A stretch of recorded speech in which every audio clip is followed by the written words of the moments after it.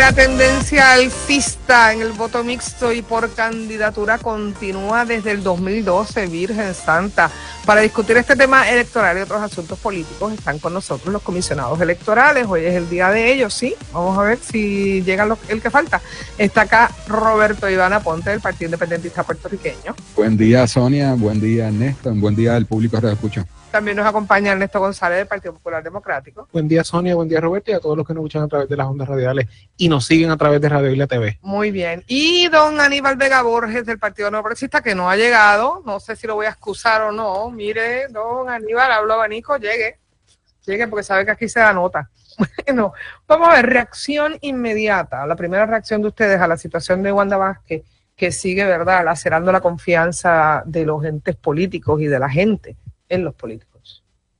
Mira, yo creo en primer lugar que tú lo defines correctamente como lacera la confianza del pueblo puertorriqueño y respectivamente los resultados finales, ¿verdad? Que esto lleva mucho tiempo en la palestra pública y parece ser que hay algunos cargos que se han caído, parece que va a haber un acuerdo, todavía no sabemos los resultados, pero no hay duda que continúa creando una enorme desconfianza en el país cuando estamos hablando de la que fue la primera figura en un momento dado en Puerto Rico, tomar las riendas del país. Por primera vez que se declara culpable de cometer delitos. Es desafortunado, es lamentable para el país y máxime cuando quien ¿verdad? Además de que fue gobernadora incidental, pero ocupó antes de eso el puesto de secretaria de justicia. O sea, históricamente, ¿verdad? El país, el gobernante pone una confianza en un secretaria de justicia como una persona, como un ente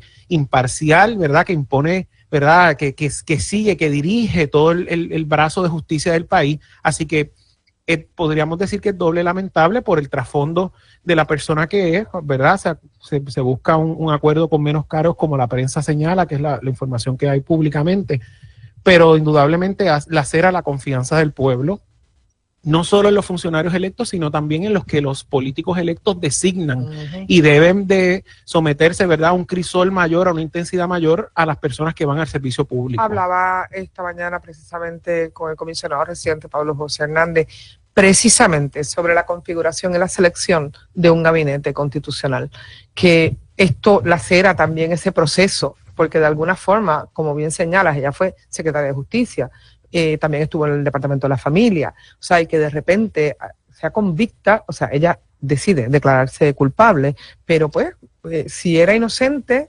pues dicen que no se defendió necesariamente mucho, probablemente porque no tenía dinero, hay mil justificaciones, pero al final del camino tenemos una exgobernadora que se ha declarado culpable de haber cometido delitos. Sí, y si a eso se añade, ¿verdad?, la discusión que hemos tenido en los pasados 6 meses, mitad de año, con relación a las personas que van a ocupar puestos en los gabinetes, me parece que hay que recuperar, ¿verdad?, la confianza en las personas que asumen las riendas del país a todos los niveles y la confianza en las personas que dirigen las agencias gubernamentales, y eso no se hace de la noche a la mañana, y eso se hace no con palabras, se hace en la práctica y demostrarlo, y eso toma tiempo y en ocasiones una trayectoria, ¿verdad?, una carrera de una persona. Así que esperemos que en el análisis de cuáles son las personas que van a asumir las riendas en el presente y en el futuro se tome en cuenta y haya total transparencia. Y, ¿verdad? No quiero sonar punitivo, pero también tiene que haber unas consecuencias de ese funcionario público que le falle, que sea convicto, declarado culpable en cualquier beneficio que le dé el servicio público, incluso en su retiro. O sea, pensión, seguridad, o sea, debe un gobernante, ¿verdad?, que debe tener un servicio de seguridad que lo tiene por disposición de ley, después que se declara culpable en un delito relacionado a la función pública, que el pueblo le siga dando un beneficio de retiro, de pensión, de oficina de exgobernador, pues yo creo que esas personas, si le da un buen servicio al país, pues deben tener algunos beneficios, ¿verdad?, menores con la situación económica que tenemos, pero lo entendemos. Pero en el momento que le faltan a la confianza y un tribunal los encuentra culpables, se declaran culpables, deben de cesar inmediatamente cualquier beneficio que la función pública le haya dado. Oye, traes un issue que yo de forma extraña había asumido que pasaba. O sea, yo como que asumí, ok, bueno, pues no le van a poner escolta, pues se le quita el fondo para la biblioteca o lo que sea, fundación / lo que sea del gobernador, ¿no? No me atrevo a decir la consecuencia porque es la realidad que es el primer, ¿verdad?, exgobernador en este caso, aunque haya sido incidental constitucional, pero entiendo que en el servicio público pasa con el retiro, ¿verdad? Cuando hay empleados, ¿verdad? Hay la ley de retiro establece unas disposiciones, desconozco todos los escenarios y al ser un caso la primera ocasión, y vuelvo, le digo, no quiero ser punitivo en este momento, pero el país tiene que reflexionar de qué consecuencias tiene que sufrir un servidor público que le falla la integridad, a la moral y a la ley del país, no puede tener ningún beneficio cuando cesa en el servicio público. Totalmente de acuerdo. Sonia, otra cosa que uno nota cada vez que hay estos tipos de temas de corrupción es que yo no sé cuál es la solución, pero lo mucho que toma en tomarse la decisión. Entonces, hay alguien que está gobernando, ocurren unos eventos de corrupción, toma años y no hay un poco, ¿verdad?, la consecuencia, y es verdad, uno tiene que pasar unos procesos judiciales, pero lamentablemente algunas personas pasan la página porque ya no está ocupando esa posición. No puede ser. No, definitivamente que no. Y hablando de sucesión constitucional para sustituir al gobernador, ¿verdad? En el caso de que Wanda llega ahí, precisamente por eso, la abogada motorizada propuso, no sé si están al tanto, que ante la ausencia de un secretario de Estado en posición de asumir el cargo de gobernador, podría ser el presidente del Senado, o si no también el de la Cámara. Nada, en ausencia o imposibilidad de esto. Yo lo analicé ya aquí, pero quiero conocer lo que ustedes dicen. Es como que pasa del Ejecutivo al Legislativo y se voló ahí todo en cantos, pero bueno, ¿qué piensan de eso? ¿Les parece una buena idea? Mira, que las cosas hay que hacerlas bien y a veces se legisla de más en Puerto Rico y se presentan proyectos que no va a tener consecuencia alguna. Quien hace las cosas mal las va a terminar haciendo mal como quiera. Sí, pero en este caso es como que o sea, cambia la Constitución. No, sí, sin duda. Yo, verdad, a muy prima facie, sin un análisis legal profundo, yo creo que el Estado de Derecho que está ahora, verdad, es el correcto. La Constitución establece que el secretario de Estado es el primero en la línea sucesoral y el Ejecutivo de por sí tiene un orden de sucesión. Digamos que el gobernador y el secretario de Estado, que se da poco, pero está fuera del país, pues no solo es un orden sucesoral para sustituir una vacante permanente, sino que digamos que van a una misión comercial o uno viaja a un país y otro o alguien está enfermo o demás, pues existe ya un orden sucesoral que yo entiendo que la rama legislativa no debe suceder al Ejecutivo porque el gobernador esté 4 horas o 6 entre un vuelo que está el secretario de Estado y el gobernador, o uno está enfermo o demás. O sea, es un orden sucesoral no solo para vacante permanente, sino también para la dirección de la rama ejecutiva. De acuerdo. Bueno, yo siempre les voy a preguntar esto hasta que tengamos una respuesta sólida, firme y contundente. Jessica Padilla, bonos de investigación. ¿Ya se entregaron los documentos que detallen que la expresidenta alterna Jessica Padilla Rivera emitió esos bonos o no? ¿Cómo va esa investigación? Mira, no hay información adicional. Nada, cero. No, hasta el momento no. Sí que estamos en espera. ¿Qué va a ocurrir? Espera que espera, pero ¿cuándo es esta espera acaba? Entiendo que hay un caso de acceso a información pública, ¿verdad?, por una ex empleada de nuestra oficina y se han divulgado, ¿verdad?, ha seguido el caso ¿verdad?, que se ha divulgado una información. Igualmente también la información que hemos tenido es que hay un proceso, ¿verdad?, de investigación y documentación. Como bien habla Roberto, yo creo que entonces hay que dar un espacio a que la investigación concluya y establezca unos hallazgos sobre cómo fue el procedimiento y si se violentó, qué reglamentación de haber ocurrido. ¿Qué consecuencias podría acarrear ella si se determina que incurrió en alguna falta? ¿Existe algo ya establecido o no? No me atrevo a adelantarme. Okay, vale. Sí, creo que es importante señalar lo siguiente. Fue una determinación de la presidencia. Visto, ¿verdad?, un poco a la distancia, sin criterios uniformes, sin criterios algunos. Eso ha sido parte de los planteamientos, ¿verdad?, la persona que menciona Ernesto, que lo hizo en el tribunal. Dicho sea de paso, por eso es que nos enteramos, por esa determinación del tribunal de pedir unos documentos a la presidencia, que nos enteramos claro, de la información adicional. Pero, y otro asunto, aquí hay individuos, cuando hablo de individuos, personas que trabajan en la Comisión Estatal de Elecciones, que no tienen ninguna injerencia en lo que ocurrió aquí. Y son empleados, algunos de ellos, que quizás hicieron el trabajo, cumplieron con las horas y merecían algún tipo de bonificación, de bonificación, pero si se llevaba a cabo tenía que ser uniforme, con criterios, claro, sí. y discutirse. Esa parte la Yo tenemos concurro con Roberto y lo hemos expresado antes. Es razonable compensar a los empleados y los empleados públicos, no solo de la comisión, todos los empleados públicos que le sirvan bien al país deben ser compensados. Lo que trae este planteamiento, yo creo que es lo más importante, y tal vez es como un iceberg y no lo estamos viendo todo, es un código electoral que trastocó el balance y la confianza de su ente electoral. Unas enmiendas impulsadas por el Partido Nuevo Progresista para convertir a la comisión en un comité del PNP, en una extensión de una agencia más, en donde el que se pone de presidente tiene todos los poderes, en erosión al balance histórico electoral. Ese es el problema de fondo que el país debe tener cuando vaya a las urnas en el próximo cuatrenio.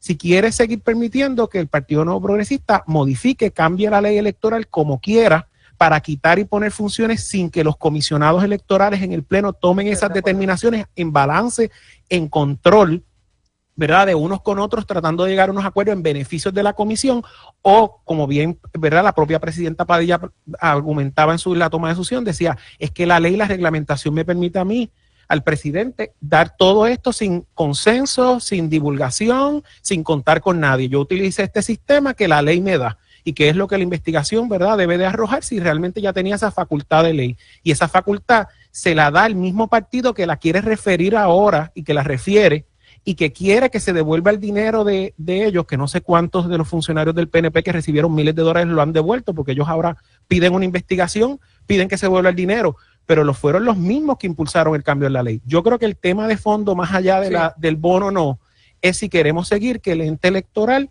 que era insignia de nuestra democracia, que con sus luces y con sus sombras, todo el mundo sabía que la elección se garantizaba en el día, que se seguían los procesos, y que en los últimos 2 cuatrenios ha venido lamentablemente retrocediendo en el avance electoral que el partido había tenido en el último cuarto del siglo XX. Así es, bueno, vamos a movernos de tema. Me parece que hablemos del presupuesto. ¿Están ustedes conformes con el presupuesto que se le asignó a la comisión?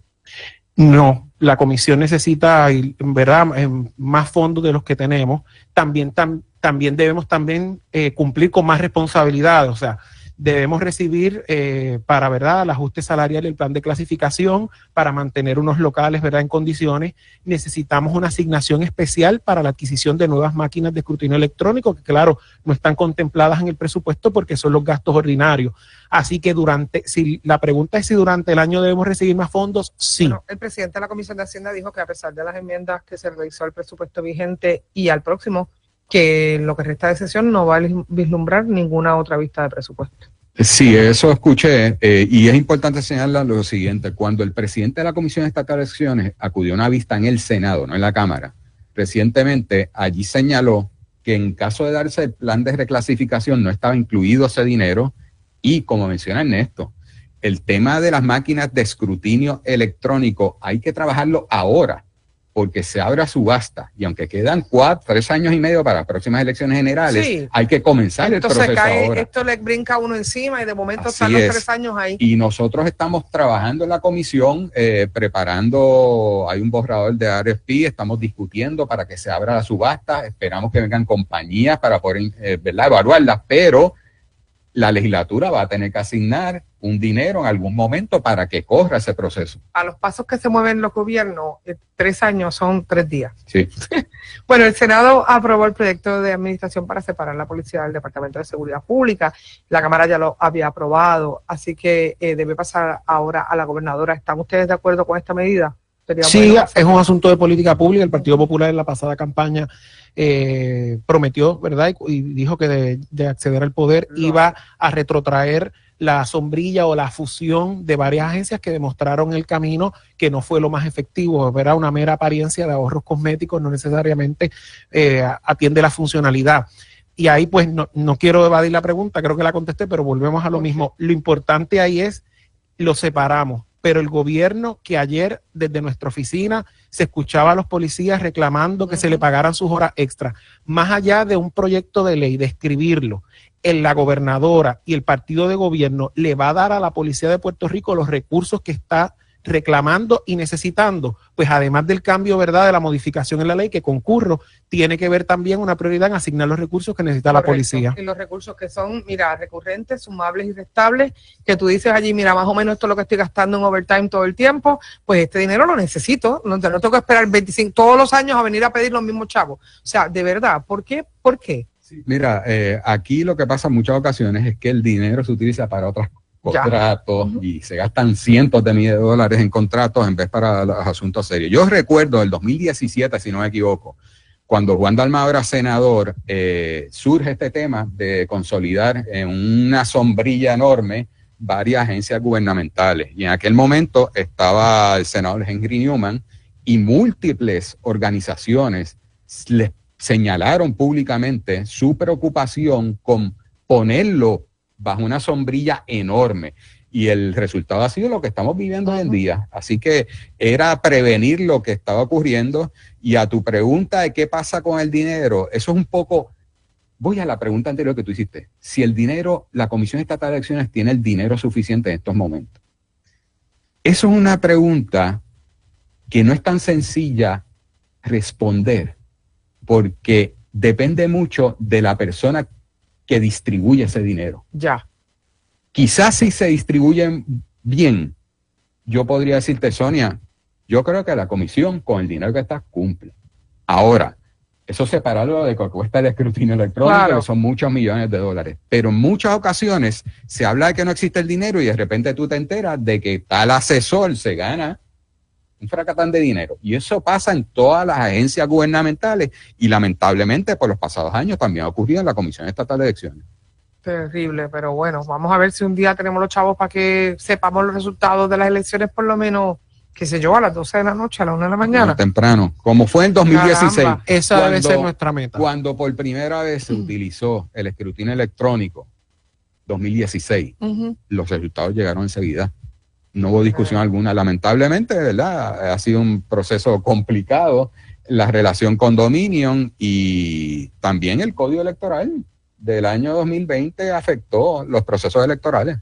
Bueno, ahora está diciendo el gobierno que Seguridad, HSI, está diciendo que recibe llamadas confidenciales para avisarle de personas con estatus migratorio no definido. ¿Se están curando en salud al decir esto? O sea, ¿cómo ven ustedes la implementación de esta búsqueda de personas que no tienen el estado migratorio definido? Yo creo que es lamentable que el gobierno destine recursos con tantas prioridades de control de fronteras para la droga, la delincuencia, a hacer redadas indiscriminadas, ¿verdad?, que violentan algunas nociones básicas de derechos humanos, ¿verdad? Yo creo que hay que distinguir un asunto de personas que puedan ser potenciales delincuentes o convictos, ¿verdad? Hay personas que han violado la ley, a casos públicos como ha salido lamentablemente el de Cabo Rojo, claro, que una persona que quiere una asistencia del gobierno de información es referida por la propia autoridad municipal, ¿verdad? Pues eso va a generar que no solo que personas que puedan tener un estatus legal migratorio, pero tal vez de temporero o de una, ¿verdad?, de los tipos de disposiciones especiales, se sientan intimidados porque por su color, por su acento, puedan ser discriminados cuando están legalmente, porque estas redadas no están distinguiendo y algunas personas llaman a dar información medias verdades o falsas. Y yo creo que es lamentable que el gobierno y esta política de Donald Trump y que el gobierno de Puerto Rico y de la hoy gobernadora, cuando negaba que eso iba a pasar en Texas y no en Puerto Rico, lo esté permitiendo en su gobierno y le dé acceso a información pública a estas personas. Ahora resulta que con estas expresiones, le pregunto, ¿nos están echando la culpa a nosotros los boricuas de chotear gente y de que somos nosotros los que los estamos denunciando? De verdad es humillante y una falta de respeto a una comunidad que tanto ha aportado al pueblo puertorriqueño.